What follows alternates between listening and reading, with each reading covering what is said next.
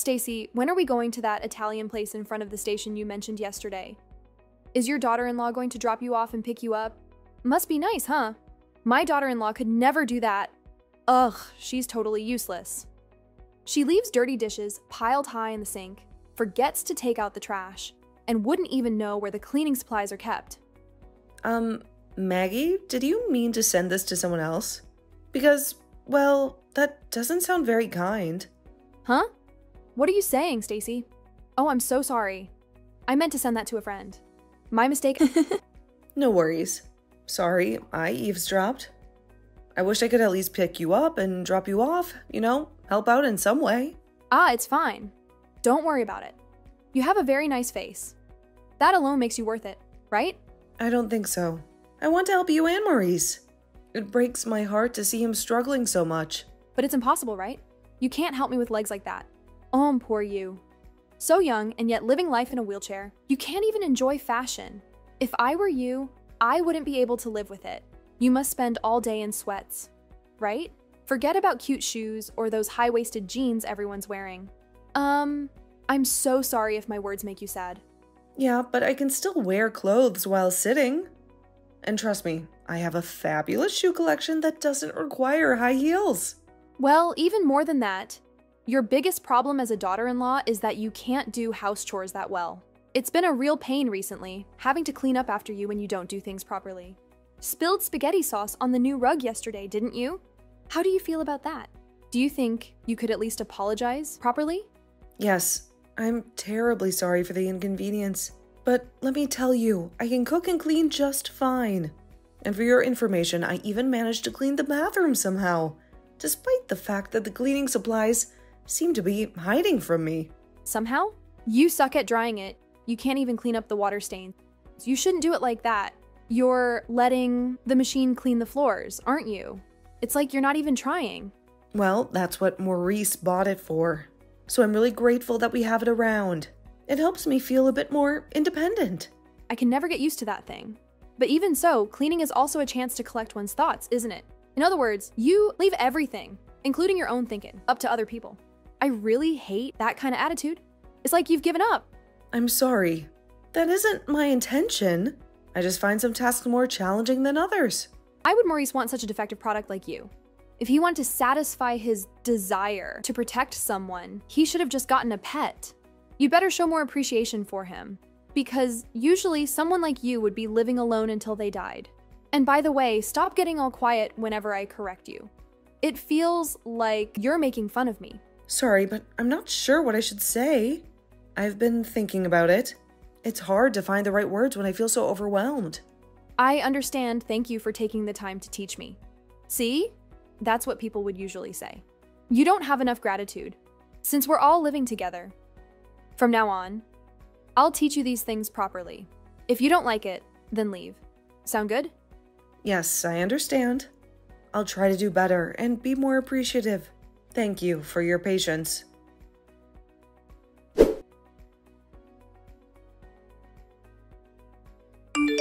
Hey Stacy, I'm off work.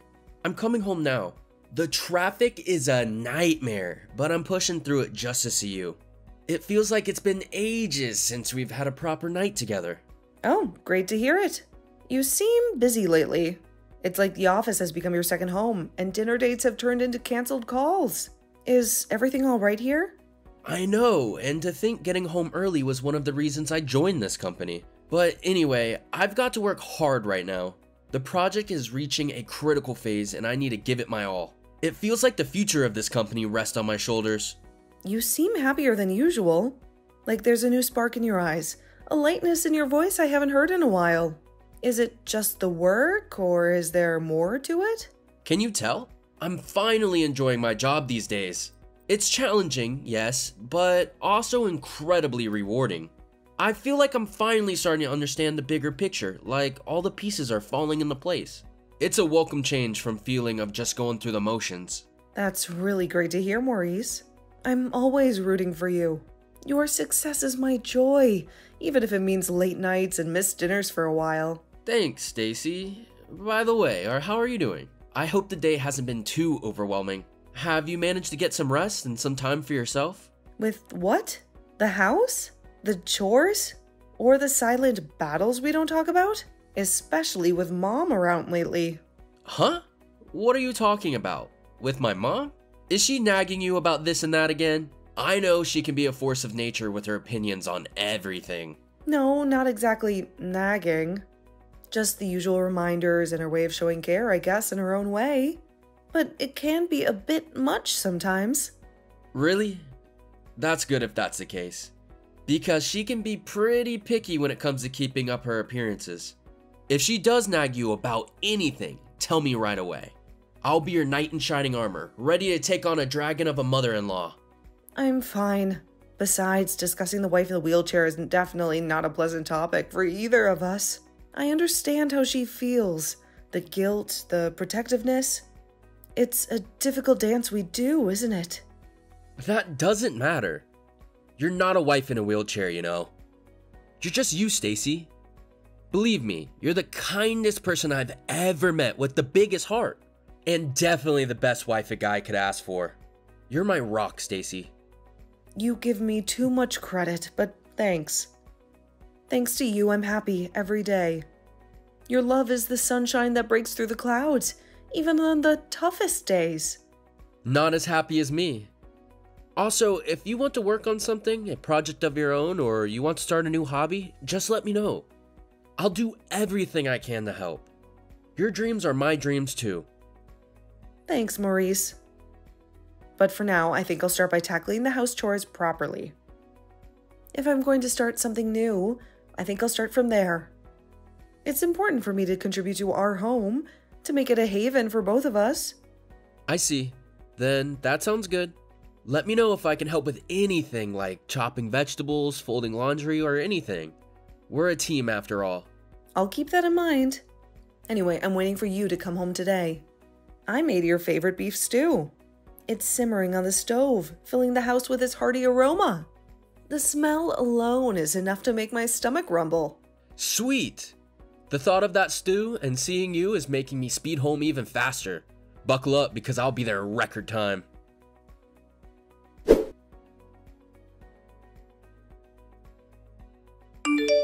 Oh, hey Maggie. This is an awkward question, but did you do something with my secret savings? The ones I've been squirreling away for that rainy day we always talked about? You know, the one where the car suddenly needs a new transmission, or the roof starts to leak like a sieve? Huh? Secret savings? Honey, what are you talking about? That sounds like something out of a spy novel. You know I have a memory like an elephant and secret bank accounts? Those are for strangers, not family. The money I put in the drawer in the living room, Maggie. Tucked away in that old recipe book we never use anymore. $225 or so was missing. It's not just about the amount, Maggie. It's the feeling in the pit of my stomach like someone reached in and snatched a piece of my trust. I can't believe this, Stacy. You think that I, your own flesh and blood, would steal from you? Surely you're joking. You know I'd rather walk on hot coals barefoot than betray your trust. Besides, with Maurice working so hard these days, the last thing we need is extra tension in this house.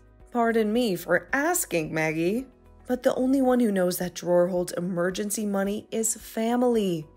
And it's not just the money. It's the trust that's been shattered into a million pieces. Like a beautiful mosaic we spent years building, now laying broken on the floor. If we're going to point fingers, let's not forget how forgetful you can be sometimes. It's just $225, really? Are you sure you haven't absent-mindedly misplaced it somewhere or something? Maybe it's hiding between the couch cushions or wedged under a rug. Just waiting for you to find it. I haven't made a mistake, Maggie. I count the total every month like clockwork. It's my little ritual, counting and recounting, making sure everything is just as it should be. A safety net to catch us if we fall. Even so, you don't have any concrete evidence, do you? You don't think you just shoved it somewhere in a fit of absent-mindedness and forgot about it entirely? Maybe it's hiding in plain sight, just waiting for you to find it with a sheepish grin on your face. Maybe it was a thief? I think I'll call the police and report it stolen. It's not just about the money anymore, Maggie. It's about feeling safe in our own home. A place where we can relax and unwind, not a fortress under constant siege. The police? Don't you think you're overreacting a bit, dear? If a patrol car parks outside our house with flashing lights, the whole neighborhood will be in an uproar. They'll be peering over their fences, whispering behind closed doors, and we'll be the town gossip for weeks. But what about other valuables, Maggie? Maybe they took more than just the money. It's not just about the money anymore.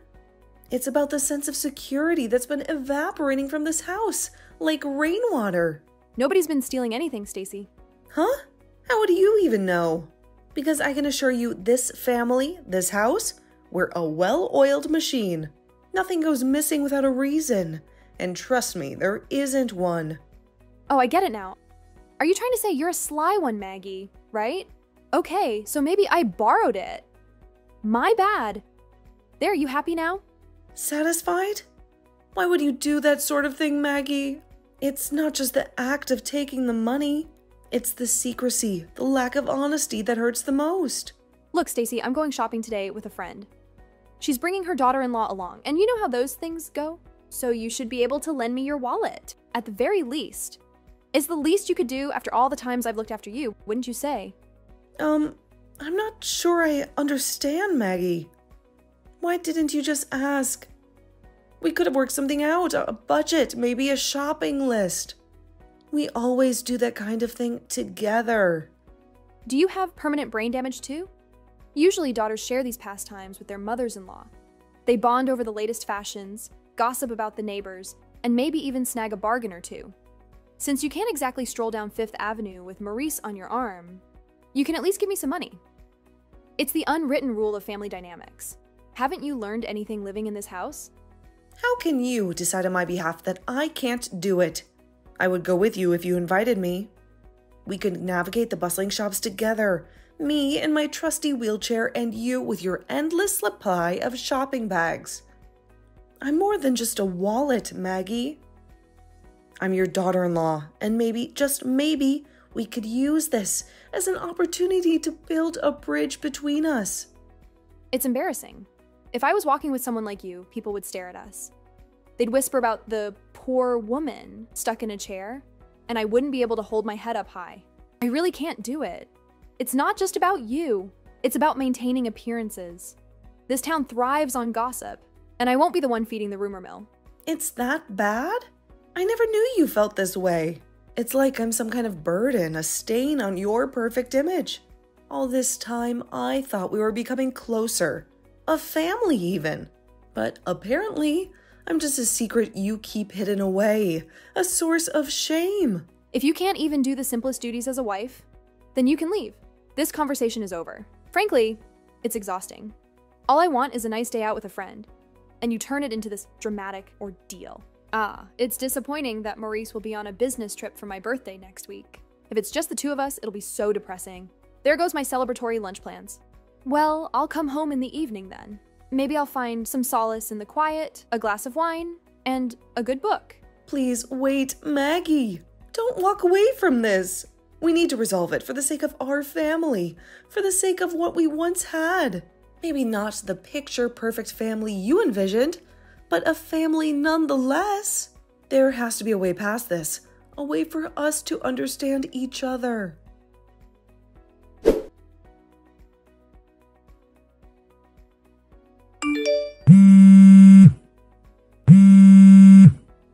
Maggie, there's a fire!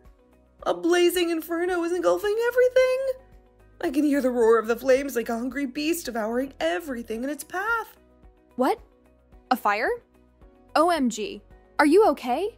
Jesus, my heart's pounding in my chest like a drum solo, and my hands are shaking so badly I can barely hold the phone. Where are you?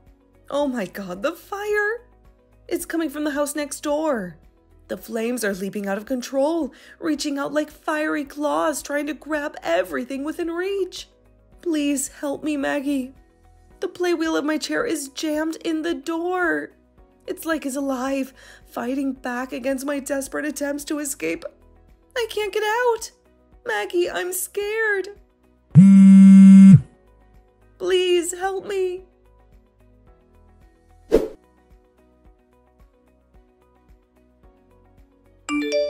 Maurice, you heard about the fire, right? I'm so sorry that I couldn't help. My hands were shaking so badly, I could barely dial the fire department. And then Stacy. The thought of her trapped in that inferno. I keep replaying the missed call in my head, her voice filled with panic. What? What on earth are you saying, Mom? No, she's right here. Don't you dare talk about her like that. Well, Mom, you know, the news reports, they can't all be wrong, can they? Huh? But the news said there were fatalities. A woman in a wheelchair, trapped in the blaze. That wasn't Stacy. It couldn't be. She was getting checked at the city hospital for minor smoke inhalation, that's all. They said her trachea was a little irritated, so she won't be able to talk for a while. But she's alive, Mom. Alive. Thank God. Wait, what? I don't understand.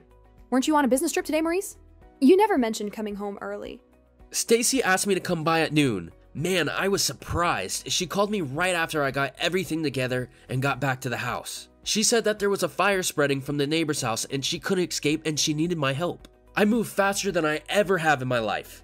The whole drive back home was a blur, filled with dread and the image of her trapped in the flames. Is that so? I'm glad she's okay, truly. You had me worried for a moment. She's not okay, you hag! Hag? Now listen here, young man, don't you use that tone with me. Why are you acting like everything is all fine? You abandoned her in a fire. And I know you knew. She told you about the fire in those frantic texts. You ignored her call for help and ran away. Wait a second, Maurice. You don't understand. There must be some mistake, my dear son. She showed me the text too. All of them leading up to now. The constant jabs, the belittling marks, the accusations. What the hell is wrong with you? Aren't you ashamed saying awful things like that to my wife every day and even stealing her money? I, for one, am mortified. I feel so sorry for Stacy. And I'm embarrassed to be your son. The woman I love almost died, and I don't even know what to say to you anymore. Listen to me, Maurice. I was just thinking about your happiness first and foremost. Since you were a little boy, you've always loved things like rock climbing and playing outside, scaling every jungle gym with that fearless glint in your eye. You can't exactly do those things with her, can you? Because she's in a wheelchair. It breaks my heart, but it's the truth. You're right, Mom. I can't. But instead, Stacy showed me a whole new world of fun I never knew existed. We go to these cozy little cafes with mismatched furniture and poetry readings, and we even went to a planetarium last week. It felt like we were floating among the stars, just the two of us. Being with her is an adventure every single day, even if it's not the kind you had in mind. What about how it looks to others, Maurice? You're going to be moving up in the world, climbing that corporate ladder one rung at a time. No one can really support you if you have a crippled wife, as you so delicately put it. Sometimes your boss will even come to your house for dinner parties. How will you explain her then? It'll look bad, Maurice, for your career. Explain her? I will simply say she's my wife, the kindest, most compassionate person I've ever met. She's got a heart of gold and a laugh that can chase away any storm cloud. What's the problem with that? And by the way, why do you think I came back early from work today? Don't tell me you actually thought I was taking a half day to celebrate your birthday. Surely, to celebrate my birthday. Wouldn't you? Isn't that what good sons do? Most men my age aren't exactly taking half days off to celebrate their mother's birthday. But Stacy wanted to get on better terms with you, so she set up a surprise party. We were going to bake your favorite cake, the one with mountains of whipped cream. She even convinced me to wear that ridiculous party hat you gave me last year. Ah, is that so? A surprise party, you say? Well, how thoughtful of both of you. I can't live without Stacy, Mom. And yet, you tried to let her die in that fire. You left her trapped in the house, abandoned her call for help, and just ran away. And on top of that, you stole money from her savings. So, I'm cutting you off. No more handouts, no more pretending we're this happy family. Cutting me off? But where will I go? The house burned down, Mom. There's nothing left here, for better and for worse. We're staying at a friend's house now, and we're going to look for a new place for ourselves. A fresh start, you could call it. Wait, Maurice, what will I do? It all burned down? My things, my memories, are they all just gone? I don't know, Mom. You have to figure it out by yourself. Someone as thick-skinned as you should be able to get by without even a house. It doesn't concern me or Stacy any longer. Oh, wait, Maurice, please. Let's talk together one more time. All three of us. Look, if we do it now, it won't be too late. Please celebrate my birthday with me. Maybe then we can start over. Celebrate some stranger's birthday? On top of that, a person who tried to kill my wife? The audacity is astounding. Fine, then please tell Stacy. Tell her I'm sorry. Tell her I apologize and to please not leave me alone. Please, Maurice, I can't be alone. I told her your phone's touchscreen isn't working, so she'll write you a message from mine. Here, have a look. Maggie, you said if Maurice wanted to satisfy his desire to protect someone, he should have just gotten a pet. Remember? I think you were onto something. Really? Why? We've decided we'd be better off getting a goldfish than helping you out right now. Because at least a pet might help us out in an emergency by, alerting the fire department or something.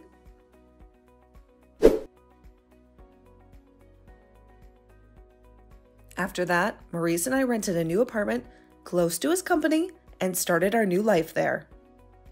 I heard that Maggie, her relatives dwindling, had no choice but to go to her sister's house. Her sister lives on a farm in the countryside, and I heard she has Maggie working all day, doing the farm work she used to make fun of. She messaged Maurice one more time, saying that she would die if she had to work in a place like that, but he left her on red. Now I can laugh about it, but the fear of that day hasn't quite disappeared. But recently, I've thought that maybe I'm glad it happened because of what it resulted in. Because he saved my life, and I was able to let the bridge between me and my mother-in-law burn.